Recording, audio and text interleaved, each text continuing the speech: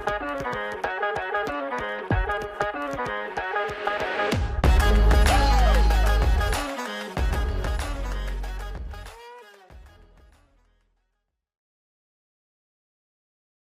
agora eu vou passar aqui a fala para a Cris Pegoraro, para ela falar algumas coisinhas. Seja bem-vinda, Cris. Obrigada. Pode. Tá, beleza. Bom, primeiro eu gostaria de agradecer, o convite que me foi feito para estar aqui hoje, falando de um tema que é um tema que eu venho estudando já há algum tempo. Então, muito obrigada, agradeço a presença de todos aqui. Espero conseguir traduzir um pouco da legislação, não tem jeito, aspecto jurídico sempre tem que falar um pouco de lei, mas vou tentar fazer de uma forma que seja o mais interessante, o mais tranquilo possível. Bom, vamos lá então. Eu começo pela Lei de Diretrizes e Bases da Educação. Ela sofreu uma alteração em 2018, exatamente para abordar essa questão da cultura de paz no ambiente escolar, e ela reforça essa necessidade de medidas de prevenção e também de ações para combate a todos os tipos de violência, evidentemente o que insere, o que também abrange aí o bullying e o cyberbullying, que são espécies de intimidação sistemática. Essa alteração de 2018 na Lei de Diretrizes e Bases também é um reforço a uma lei de 2015, que eu não sei se vocês conhecem, que é a Lei de Política Nacional do Programa de Combate à Intimidação Sistemática. Bom, intimidação sistemática foi a tradução que nós tivemos para comportamentos relacionados ao bullying e o cyberbullying. Bullying e cyberbullying são termos estrangeiros, em inglês, e eles não têm tradução literal. E, no final das contas, eles são extremamente abrangentes. Dentro dessa abrangência, tratar de qualquer espécie de violência. Então, dentro do bullying e do cyberbullying, nós vamos lidar com qualquer tipo de violência, na verdade. Só que não é uma violência praticada num único ato, por isso intimidação sistemática. Eu preciso da reiteração de comportamentos para configurar uma situação de bullying e de cyberbullying pela legislação. Tá? Bullying e cyberbullying, exatamente porque são termos estrangeiros que não têm uma tradução específica e que têm ali uma abrangência bastante grande de situações de violência, juridicamente isso traz um reflexo que é o fato de que, na parte criminal pelo menos, nós temos inúmeros crimes que podem se relacionar com as violências praticadas no contexto de bullying e cyberbullying. Tá? Então aqui vocês verão, é claro, esse ano, em fevereiro de 2024, nós tivemos a criação do crime chamado cyberbullying e bullying, do Código Penal, que é a nossa legislação criminal. Mas vocês perceberão que é possível responder pelo crime de bullying e cyberbullying como outros crimes, acumulado com outras situações. Nada impede que eu tenha outras responsabilidades, inclusive mais graves, nós veremos aqui, como injúria, racismo, homofobia e outras situações que também aí vão encontrar outras tipificações dentro da legislação criminal. Até aqui tudo bem, gente? Tranquilo? Então, só contextualizando um pouco, a Lei de Diretrizes e Bases em 2018, a Lei de 2015, essa lei ela vai tratar do Programa Nacional de Combate. Essa lei, esse Programa de Combate à Intimidação Sistemática, essa legislação não é uma legislação criminal. Ela é uma legislação que traz definições, como nós veremos a seguir, definições do que é bullying e do que é cyberbullying. Então, quais seriam os comportamentos, ali, como eu disse, várias espécies de violências relacionadas a essa temática, a esse conceito. Eu acho que é importante mencionar que sempre que se fala de bullying e cyberbullying, se atrela isso ao comportamento infanto-juvenil, crianças e adolescentes. A diferença, na verdade, em termos de responsabilidade, é que se eu tenho um comportamento praticado por uma criança ou adolescente, criança e adolescente não pratica crime, ainda que aquela situação esteja tipificada como crime no Código Penal.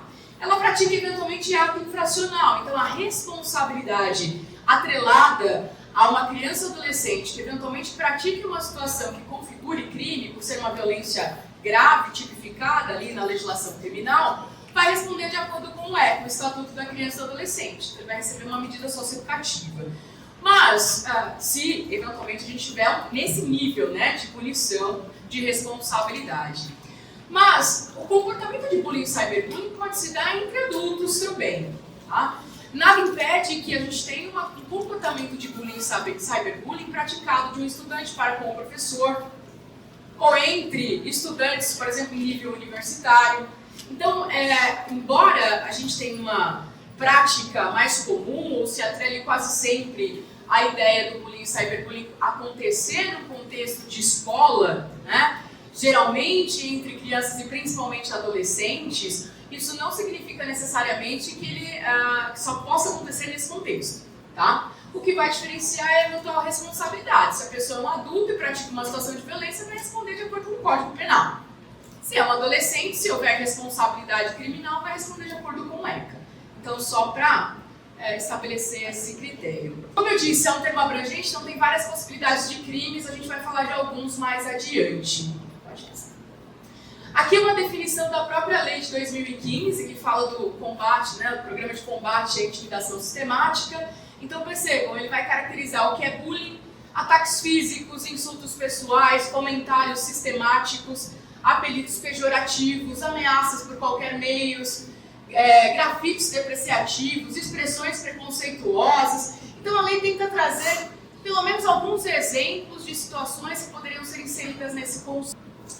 E ele também define, nesse próprio artigo, no parágrafo único, o que é o cyberbullying, que é a intimidação sistemática ocorrida pela rede mundial de computadores, utilizando instrumentos que lhes são próprios, para depreciar, incitar a violência, adulterar fotos, dados pessoais, com o intuito de criar meios de constrangimento psicossocial. Então vejam, quando a gente olha para o bullying, que é presencial, eu tenho uma gama, né, uma quantidade de violências possíveis, física, sexual, psicológica, moral e assim por diante. Dentro da internet, tem algumas categorias de violência que são mais comuns. Por exemplo, violência moral, xingamentos, situações envolvendo homofobia, transfobia, racismo, né? Violência psicológica, perseguição, ameaça, né? O stalking, cyberstalking. Violência sexual, estupro virtual, sextorção, compartilhamento não consentido de nudes, pornografia de vingança, por exemplo, são algumas situações que acontecem nesse contexto, né?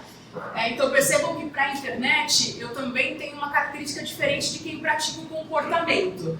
Se eu tenho alguém praticando um bullying físico, isso significa, no geral, que a pessoa que está praticando bullying, né, ele tem uma estrutura física superior àquele que está sofrendo, para além da psicológica, né? A vítima geralmente também tem alguma vulnerabilidade psicológica.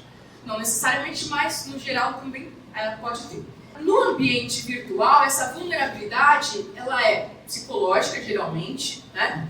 E eu não preciso necessariamente de alguém que seja fisicamente mais forte ou superior em relação à vítima. Porque a gente vai trabalhar ali com ameaça, violência psicológica, violência sexual. E mais, no ambiente cibernético, muitas vezes a pessoa se sente mais estimulada a praticar determinados comportamentos do que no ambiente físico. Porque a internet permite o anonimato. O anonimato é uma característica a ser considerada, né? Que distancia um pouco a ideia de responsabilidade, ou pelo menos faça com que o indivíduo pense, né, que ele não vai ser responsabilizado, uma vez que está se valendo do anonimato, né? E ele cria coragem e muitas vezes é estimulado também a praticar determinados comportamentos na rede que ele não faria fora, né? Então, por exemplo, talvez alguém aqui não se sentisse estimulado a reforçar um discurso de ódio nesse ambiente, com receio do impacto direto que a manifestação das pessoas em relação àquele comportamento poderia acontecer. Agora, na internet, eu estou de trás da tela. Eu me sinto mais estimulado a comentar, eu me sinto mais estimulado a compartilhar. Eu tenho ali, muitas vezes, um indivíduo que não percebe que aquele comportamento pode ser responsabilizado. Se eu compartilho um conteúdo que é um conteúdo ofensivo, eu também posso ser responsabilizado pelo compartilhamento.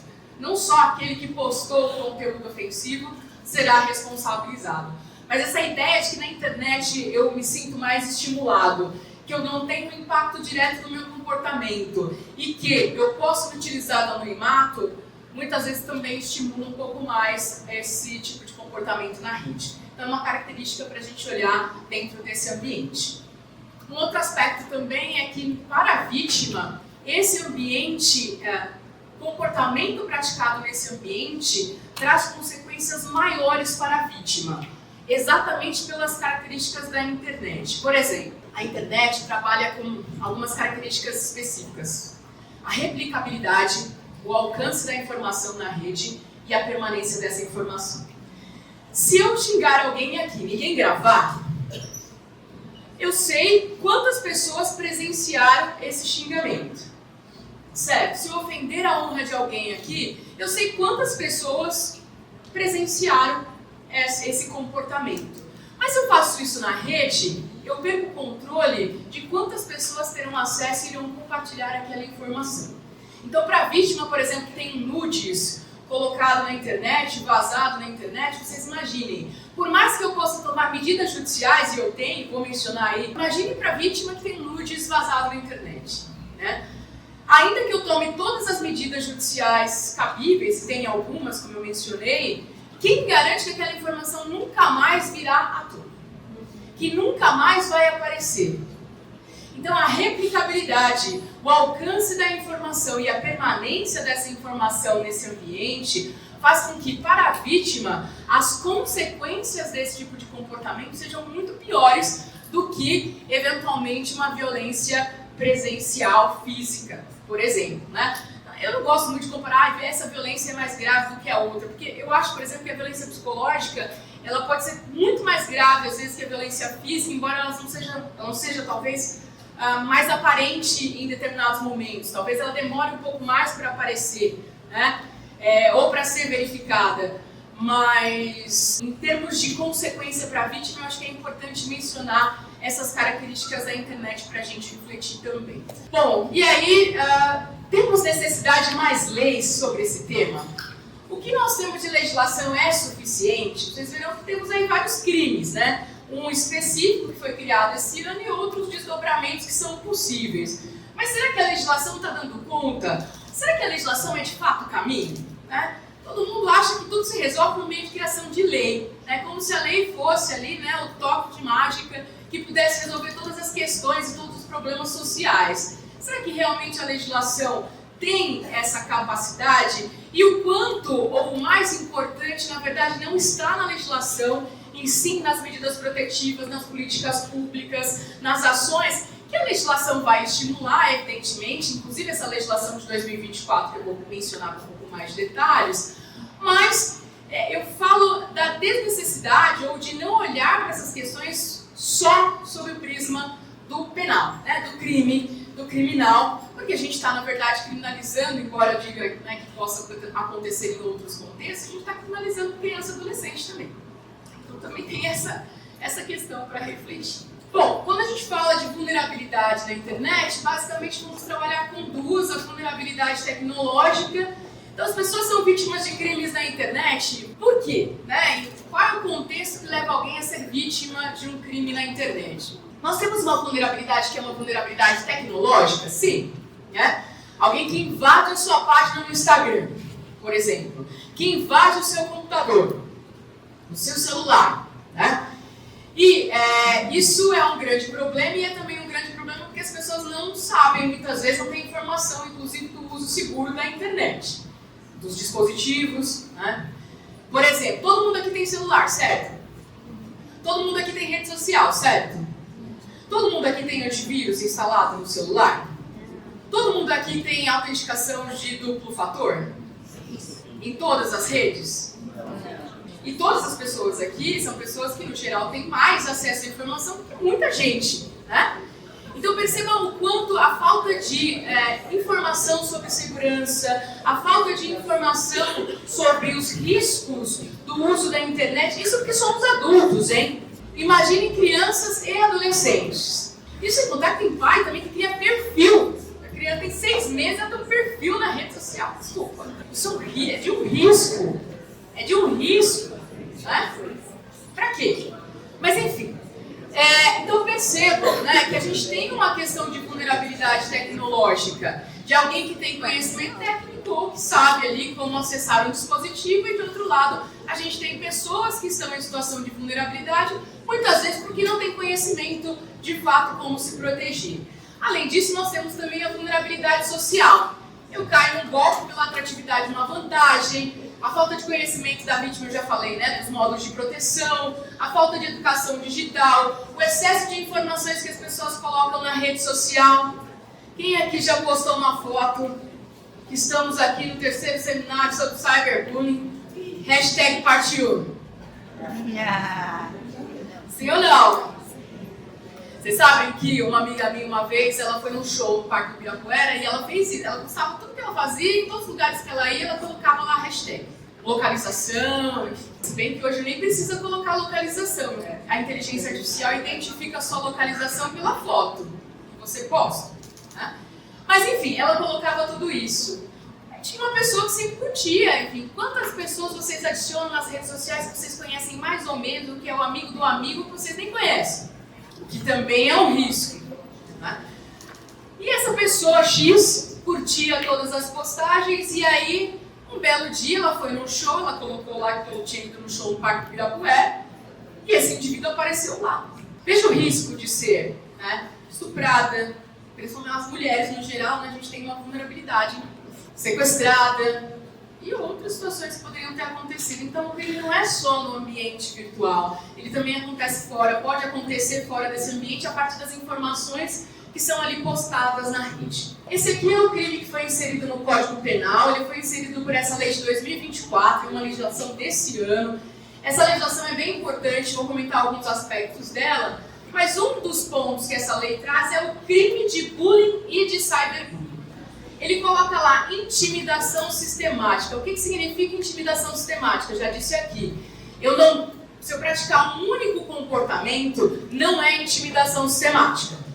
Bati uma vez no meu coleguinha, não é intimidação sistemática. Pode ser lesão corporal, pode ser outra coisa. Mas intimidação sistemática não é. Por quê? Intimidação sistemática significa atualidade, reiteração de atos. É como na perseguição, se eu praticar um ato que incomodou a vítima, isso não é perseguição. Eu preciso da reiteração de atos, vários atos que interfiram na privacidade e na liberdade da vítima para configurar a perseguição, que é o crime de estômago. A quantidade de atos, a intensidade dos atos, enfim, o distanciamento entre esses atos para a configuração do crime vai depender da análise do juiz. Ele vai olhar, vai interpretar o crime e vai aplicar se ele achar que está dentro ali da descrição da lei. Tá? Então é uma análise de interpretação do juiz, não tem nada definido na lei especificamente. Quantos atos? Tem que ser no mesmo dia? Quantos dias? Né? Qual a intensidade? Não, vai depender do juiz. Tudo bem? Esse aqui é o crime, intimidar sistematicamente, individualmente ou em grupo, mediante violência física ou psicológica. Esse é o bullying, né? Uma ou mais pessoas de modo intencional e repetitivo, sem motivação evidente, então não exige motivação, por meio de atos de intimidação, humilhação, discriminação, de ações verbais, morais, sexuais, sociais, psicológicas, físicas, materiais, virtuais. Mais abrangente e impossível.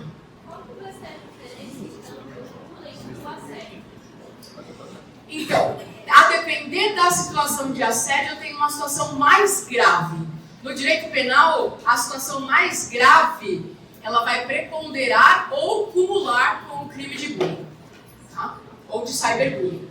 Tá? Nada impede que eu tenha o crime de intimidação, porque ele fala aqui, ó, a pena é de multa, então não tem pena de prisão para o bullying. Para o cyberbullying tem, a gente vai ver na sequência. Não tem pena de prisão para o bullying, é uma pena de multa criminal. É uma sentença penal que vai estabelecer a pena de multa. Tá? Mas não tem pena de privação de liberdade. E aí ele fala, se a conduta não constituir crime mais grave. Ou seja, se for uma situação de assédio efetivamente, importunação sexual, ou outra situação, estupro, né? A gente tem algumas possibilidades, né? Já tem acontecido alguns enquadramentos de estupro virtual, né? Que é o estupro virtual, né? O indivíduo, por ou ele acessa, ou a própria vítima compartilha com ele um nudes. E aí ele passa a exigir da vítima vídeos, fotos, praticando determinados atos sexuais, atos libidinosos, para não compartilhar o nudes original. Há quem indique que isso é crime de estupro, na modalidade virtual, constranger alguém mediante violência moral, né, violência psicológica, a praticar determinado ato libidinoso. Isso é o crime de estupro, né, é uma parte dele que poderia ser enquadrada. Então, essas situações são muito mais graves. Então, se não constitui crime mais grave, se constitui crime mais grave, o crime mais grave prevalece. Esse é o parágrafo único, é o crime de cyberbullying. Então, a gente tem um crime específico também. Se a conduta é realizada por meio de rede de computadores, de rede social, aplicativos, jogos online, ou por qualquer outro meio, ambiente digital, ou transmitida em tempo real. Veja a pena como muda, hein? Aí temos reclusão, que é uma pena de privação de liberdade, de 2 a 4 anos, e multa. Se a conduta também não constitui crime mais grave. Mesma coisa, se tiver uma situação mais grave, prevalece o crime mais grave. Tá? Então a gente tem um crime de bullying e um crime de cyberbullying.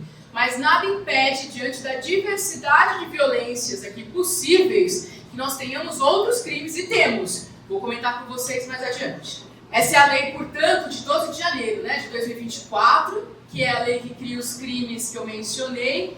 Ela também vai tornar crime hediondo alguns crimes de pornografia infanto-juvenil na internet. Não todos, também não sei por que o legislador escolheu. Tá? Mas tem lá 2 crimes que vão ser considerados hediondos. Sendo um crime hediondo significa que o crime vai ter um tratamento jurídico mais grave, né? Menos benefícios para o indivíduo que praticou o crime. Tá? Além das alterações legislativas, a nova regulamentação também institui medidas de proteção a crianças e adolescentes em relação à violência nos estabelecimentos educacionais similares e prevê a Política Nacional de Prevenção e Combate ao Abuso e Exploração Sexual. Também entrou na lei de crimes hediondos o tráfico de crianças e adolescentes para fins de exploração sexual. O que também não faz nenhum sentido colocar só isso como hediondo, desculpa. Por quê? Gente, crime hediondo é o crime, em tese, mais grave do ordenamento jurídico, certo? É aquele que a gente tem ali uma punição mais rigorosa, uma série de restrições de benefícios e assim por diante. Gente, tráfico de pessoas, não importa se é, claro, criança e adolescente é uma vítima mais vulnerável, por ser uma pessoa em desenvolvimento e tudo mais. Mas tráfico de pessoas é grave sob todos os pontos de vista. Eu estou traficando um ser humano para fazer um de escravo.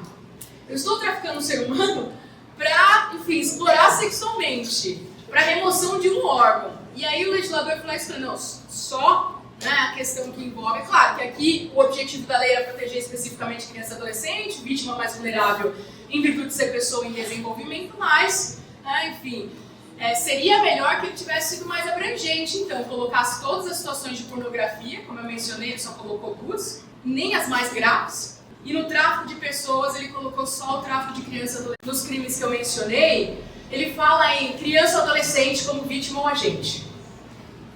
Ou seja, ele está reforçando a ideia de que as situações de bullying e cyberbullying podem acontecer, evidentemente, no ambiente escolar, mas não apenas, né?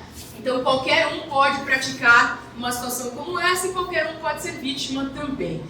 O que significa dizer também que eu não tenho isso só na educação básica, né? Eu posso ter também, inclusive, no ambiente universitário. Tá? Um único ato não configura, como eu disse, é uma intimidação sistemática. E eu também já disse isso, pode ocorrer entre estudantes, de estudante para com o professor também.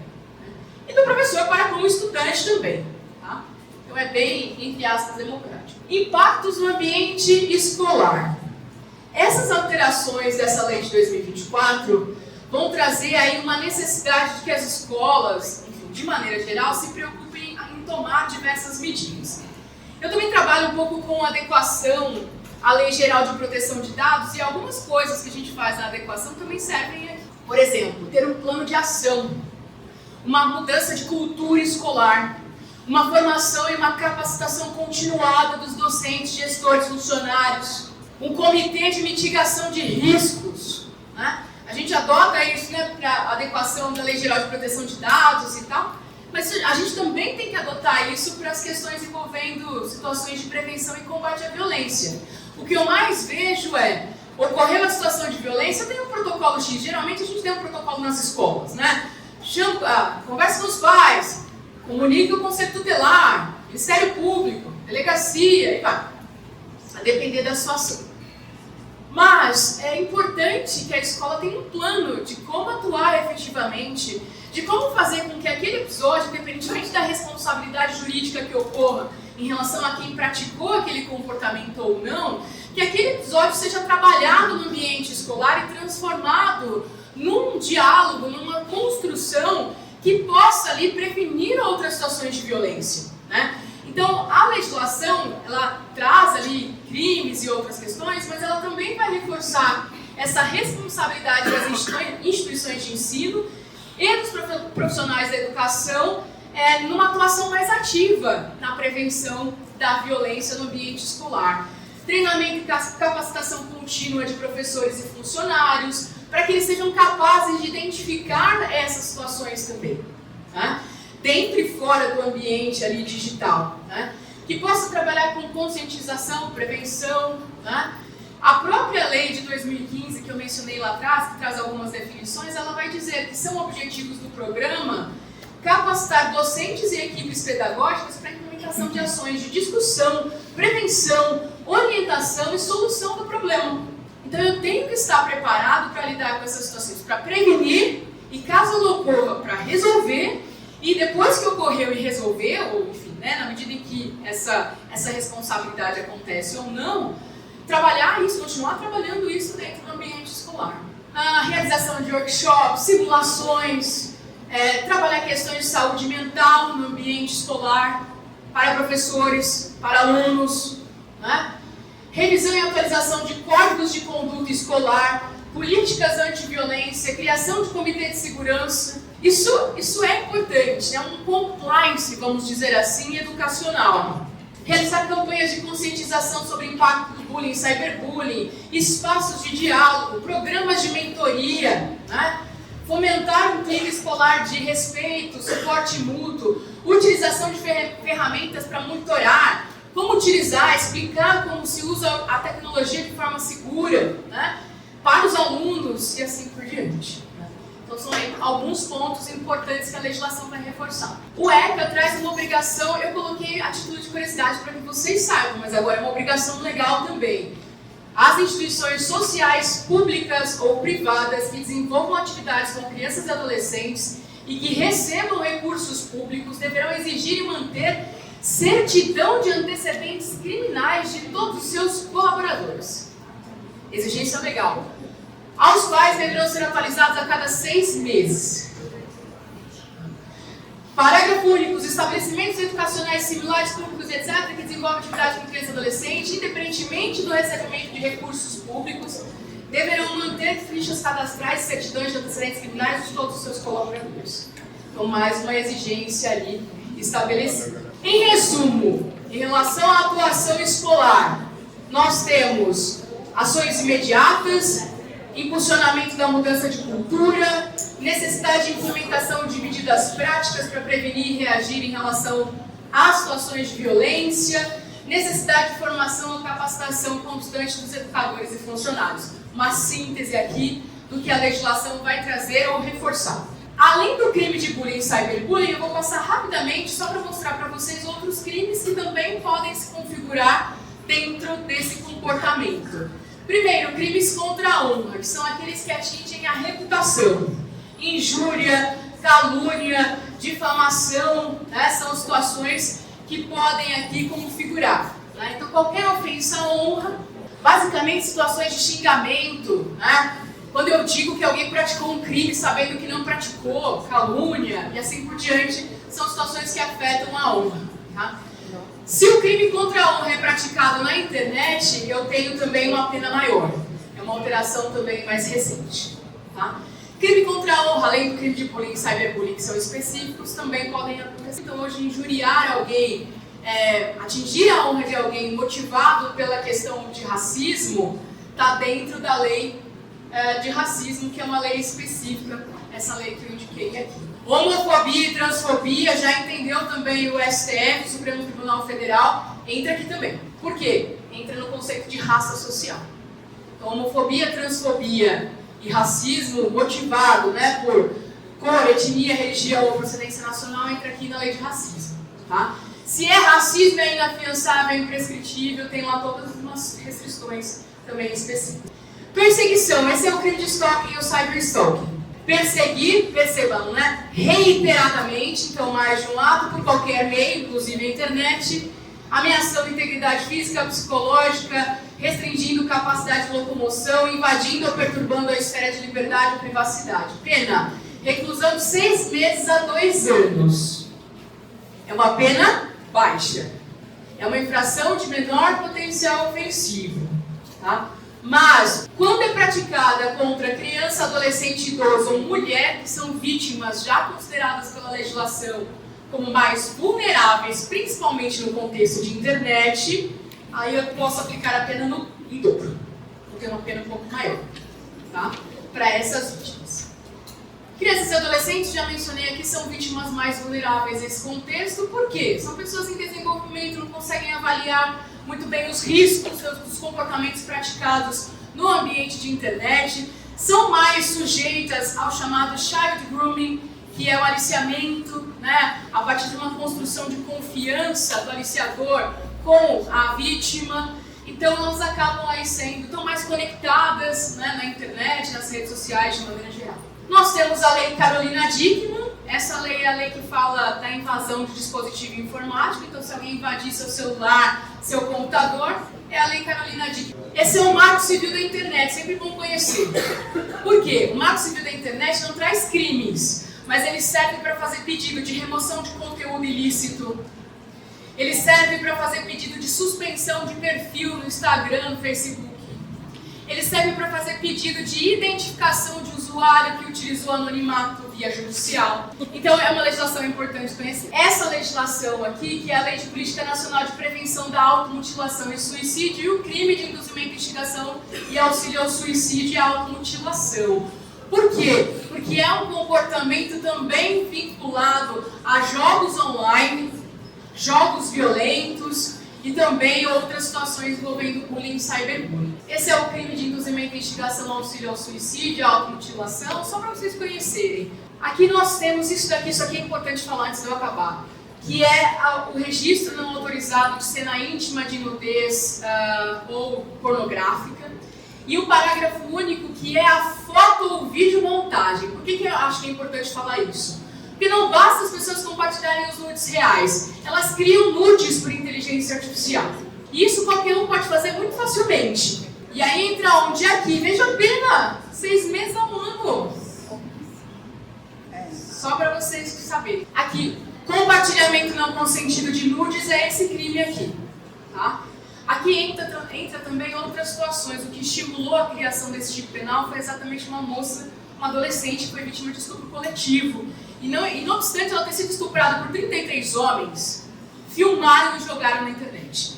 Esse caso foi uma situação que gerou a modificação legislativa, que dentre outras coisas também fala do compartilhamento não consentido de nudes, e na sequência da pornografia de vingança. Aí tem sextorção, que é exigir dinheiro para não compartilhar nudes, que é uma espécie de extorsão. Aqui tem alguns índices, eu coloquei a título de curiosidade, como o bullying e cyberbullying acaba estimulando, né? A gente teve ali um período no ano passado de discussão sobre os ataques nas escolas em virtude disso. Então eu coloquei no resto do material, só para contextualizar e não tomar muito mais o tempo, coloquei no resto do material para que vocês tenham conhecimento um pouco desses dados.